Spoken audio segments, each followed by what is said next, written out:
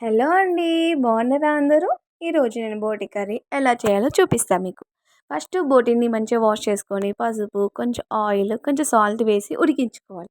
ఆ తర్వాత ఒక గిన్నె పెట్టేసి, ఆయిల్ వేసి, సాజీరా, దాల్చిన చెక్క, లవంగం, ఇలాచీ వేసి, కొంచెం పుదీనా వేసి, ఆనియన్స్ వేసి, ఆనియన్స్ కొంచెం లైట్‌గా మంచిగా ఆనియన్స్ అయినాక తర్వాత మనం అల్లం వేసేసి కలిపేయాలి. ఒక 5 మినిట్స్ తర్వాత కొంచెం పసుపు,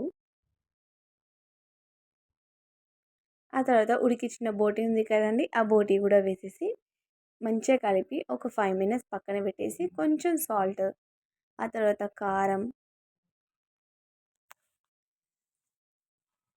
వేసి కలిపాలి. మీకు గ్రేవీ వద్దనుకుంటే కనుక ఇలాగే దగ్గరికి ఫ్రై చేసి తింటే చాలా టేస్ట్ ఉంటది. కానీ మాకు గ్రేవీ కావాలి. అందుకు మేము వాటర్ వేసుకున్నాం.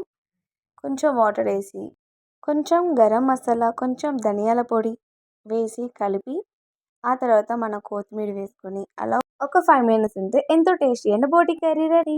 సబ్స్క్రైబ్ చేసుకోండి.